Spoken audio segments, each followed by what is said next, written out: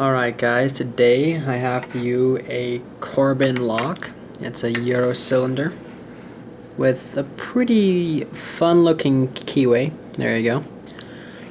Even though the keyway looks quite jagged, you can fit a 15 thousandths in there just so. Oh, excuse me. Gotta work off of that ledge right there, and you can lift it all the way up. So that's what I'll be using, the short hook from the Praxis in 15 thousandths. And I would like to use top of the keyway tension, but this, I'll show you the key. This very first pin is pretty high. Oh, not even holding it in the camera. My bad, guys. It is pretty high, and when I use top of the keyway, I just can't really reach it. So, not a terribly hard key. The only tricky part is with this warding, even with 15 thousandths, it kind of rubs on it and mutes the feedback a little bit. I put my wiper insert like so. Alright, let's see if we can open this up. I'm going to change the angle of this so you can see a little bit more. There we go. Alright, let's see what we have.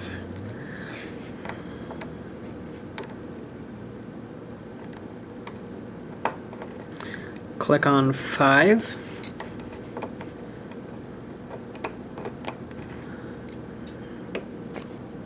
Now you had that one low one in the middle. May have overset them already.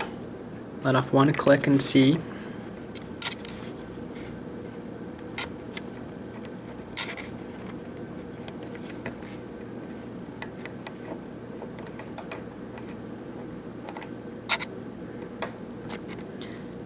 Slight false set, nothing major.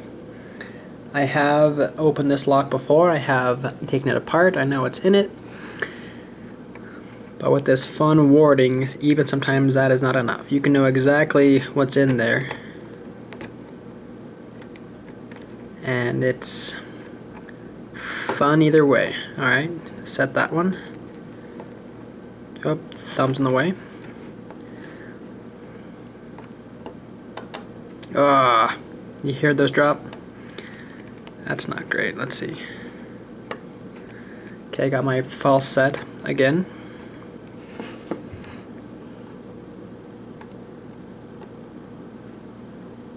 Oh. See, the problem with using the tension wrench here is when I'm trying to get that counter rotation, I have to apply pressure on this wiper insert, and then it moves, and it kind of throws me off a little bit, which isn't what you want, obviously.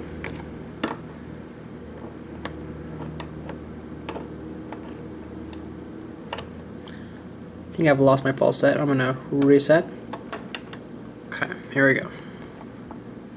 Man, my hand is all in the way. I haven't quite found an angle yet that I really like. This one works, I guess. This one's not horrible. Okay, have that set.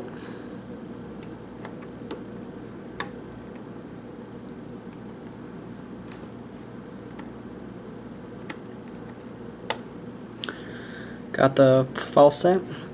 This is made with pretty good tolerances, so just like that, I reset things easily. Let off one click, drop again into our false set.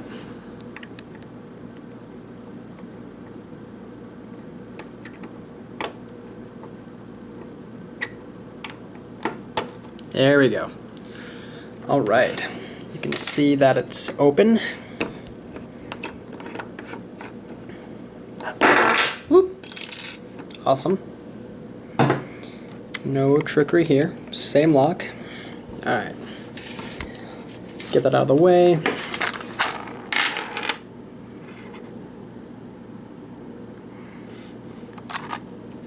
Try to use these.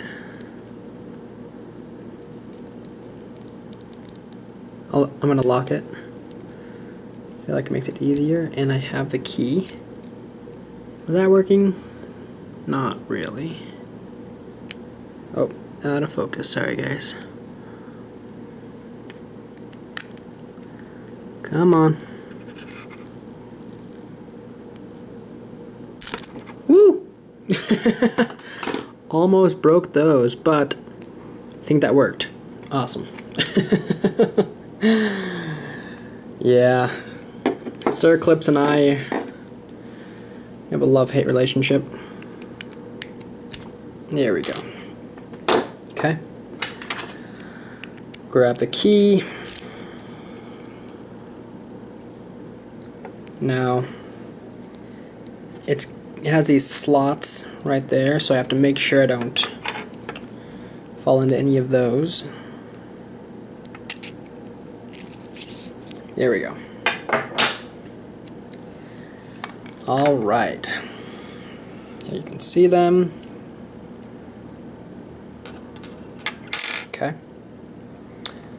Number 1, standard. Same with 2, 3, 4, and 5. And like always, I will show you a close-up at the end. It's a little easier for me when I can move the camera all at once.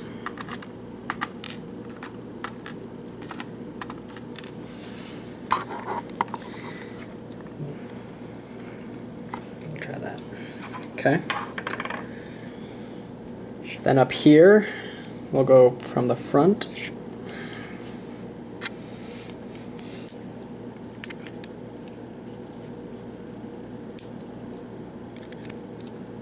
Number 1 is a standard driver.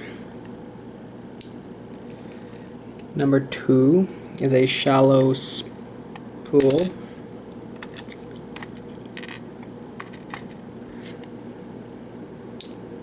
Same with 3. These are pretty shallow. That's why the false sets I was having wasn't dramatic.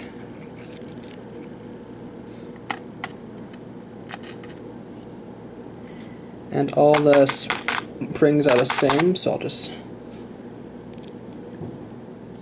knock those out so I can move the last one. And number 5, also a standard. Alright, let me lay out these springs. These are copper.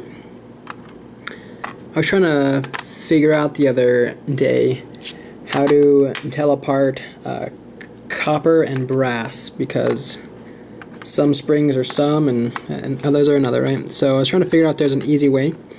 The ones that look more orange are copper. The ones that look more brown are brass.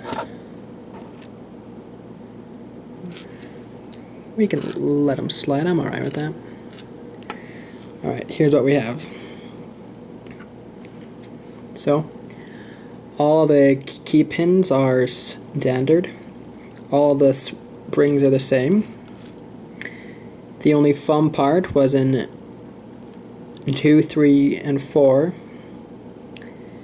And I'm sure this lock hasn't been modified. Nothing done there, probably nothing here as well. Yeah. I ordered this lock off of eBay.